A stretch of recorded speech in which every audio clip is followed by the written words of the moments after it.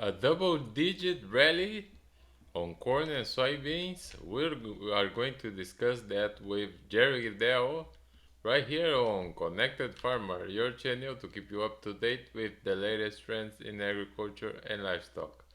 If you are new here, please make sure to subscribe.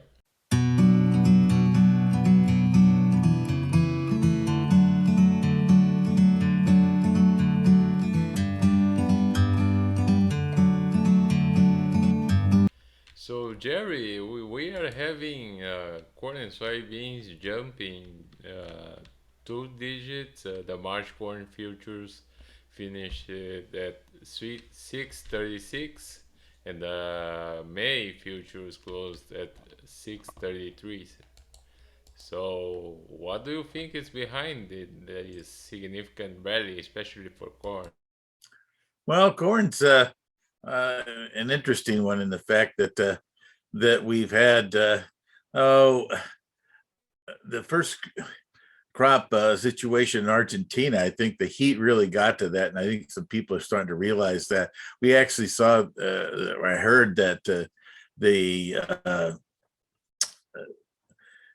Attaché in Argentina dropped his production from 54 down to 51 million metric tons this week. I think there's a lot of people who are a lot lower than 51 million metric tons because of the impact of that. Now, the interesting twist is that this year's plantings in Argentina had more of it in their second crop plantings that they have uh, after their wheat harvest down there. And so that's maybe means that there's a potential of things turning around. But right now, there's still a shaky outlook going on there. And on what the weather might or might not do here going into the month of February.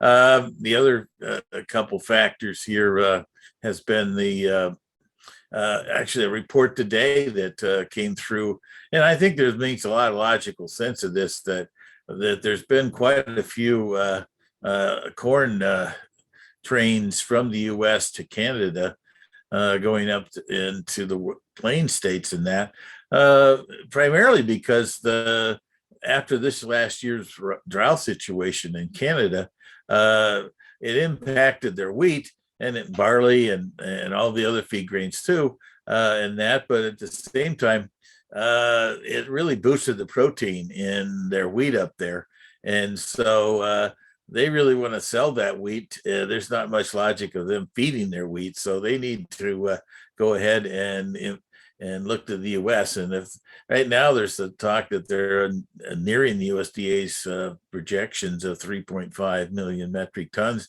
there might be another million and a half or more corn needed up that in that area in the Canadian prairies up there, and that's just another indication. I think there's a lot of. I was confused. I think I mentioned this a couple of weeks ago that the USDA decided to adjust the corn exports down to compensate for the higher ethanol. I kind of thought that U.S. feeding of corn might be the one to look at because reduce hog numbers and cattle, but not the case. That's going to be the interesting situation going forward here on the corn side of things. We are, though, approaching the $6.40 level that we had in the March back last summer on the new crop prices at that time. And so you got to also be a little cautious of that factor here as we go forward here at this point. And we've had, as you mentioned, a pretty sizable rally in here over the last 2 or 3 weeks.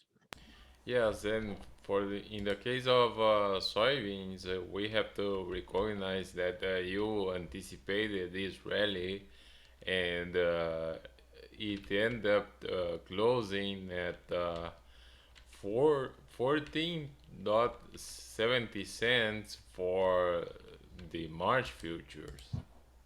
Yeah, the soybean markets, both of them this week have been tied up in a combination of both the tensions in the Black Sea, which is not specifically about lost sales out of that area because of the war tension potential, but at the same time, that the weather situations. There's been some interesting enough there's been photos coming out of Argentina that after the dryness in some of those areas there, that they've turned pretty wet. And I don't know, I'm still in the very cautious about, well, Brazil's numbers. I'm not looking for major problems in the Mato Grosso area, but I just don't know if we're going to have the top yields because of the eastern third of Mato Grosso being so wet here during the season that could still have an impact on some of those yields. And to some extent, the areas of Paraná, southern Mato Grosso, there was some commentary about that southern Mato Grosso area uh, being impacted here finally this week because of the lack of moisture that really hasn't got there yet. And then Paraná's ag department kind of officially confirmed they kind of made an estimate here earlier this month about the crop being down, and they actually took it down another 500,000 metric tons, and it's down officially 6 million metric tons or more from the initial number they had back in December. And you start putting a little bit more here, a little bit better there, you start to have something that's pretty significant. I don't know that we've come to the point of taking something substantially below the production here of in Brazil, but there's definitely one private forecaster consultancy down there actually had a number down there at 123 million metric tons. I don't think that we're that level by any means now. We're going to have a lot more problems. And the one thing is that we are moving along with harvest up in Mato Grosso, so it's going to be tough to end up damaging that crop significantly from where it is right now. But the twist of it right now in the soybeans is that the market has anticipated issues right now, and right at this point we need to have more of the kind of buying that we had today in the market to keep things kind of rolling along here. We had a pretty significant purchases to 200 and I think it was 50,000 tons of soybeans to China. That's the second or maybe third one this week. Not at that size by any means. And then we had 150,000 tons to Mexico, and we had 260,000 ton sale of soybeans to unknown. So that's nearly over 650,000 tons. And that might be interesting because it's pushed us right up against a significant resistant area here that you just met in that 1475 or 1675 zone.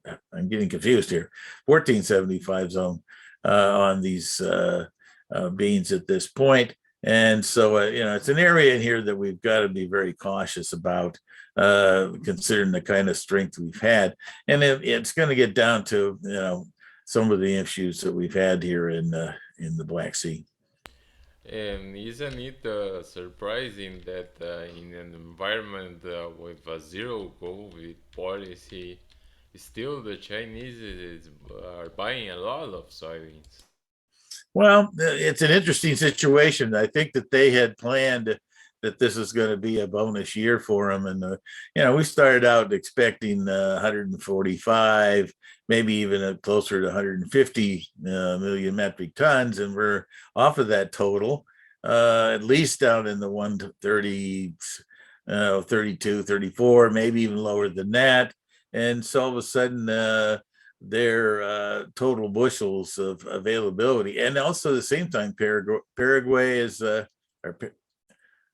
not going to produce. Neither will at this point have as big a crop in Argentina. So the southern South American output this year has been curtailed. Is it all done yet? I'm not sure that's the case, but at the same time, we've had a significant cutback, and I think they're looking at it as an opportunity to take it, to also go ahead. Now, to some extent, I think some of these purchases are for a little further out. They might not be for quick shipment here at this point, because we are getting some harvesting going on here to start to see their beans come into the world market, into the export channels, I should say.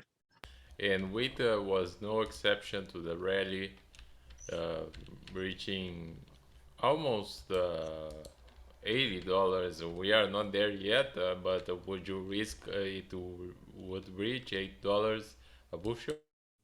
Yeah, we snapped up to it actually earlier this week, and then we kind of whipped back down again from there, but back up again today. Uh, the scenario has been that in the wheat market, at least, it's really been tied with the news up and down here. Early in the week, we had Russian troops moving into Belarus. Then we ended up having jets being stationed in Western, or excuse me, yeah, Western Belarus, just across the border.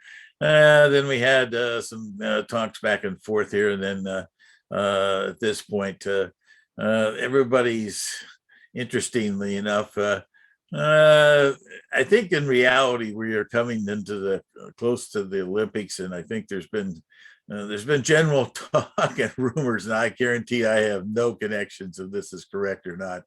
But to some extent, the Chinese might have suggested that to our Secretary Putin that we shouldn't end up having some kind of conflict while the Olympics is going on. So I don't know if that's right or wrong, but it makes a good story at least, and I think to some extent it has some validity in this situation, and so that makes wheat a pretty volatile scenario. But the other couple things here we don't want to completely forget about is the fact the U.S. Wheat crops are not looking good. They dropped some of the crop conditions earlier this week, and that I think the $8 to 8.50 zone though is going to be kind of a tough one for a while here unless we start to see more U.S. Wheat being sold in some of these tenders around the world. This week's Egyptian tender was going to end up actually having some French and Romanian and Ukrainian wheat, and it turned out that the French didn't even get into that particular uh, uh, sale that, or assuming the purchase that Egypt made. So I think it's kind of an up and down situation here on the. Each place in the world gets a little disappointed if it doesn't get involved in some of these wheat tenders. Yes, and what are you expecting for the coming week? Well, I guess I'm a little cautious in this market right now as we approach to that 640 zone, which is the high in March. And it's also another technical area there, just above it on the weekly charts too.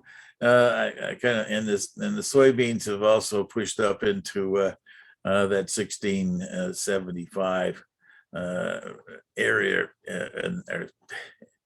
and that and so it's in a situation where there's soybeans in the short term here of, I think at least right now, I've and some of my clients I suggested making some 10% sales on into this market.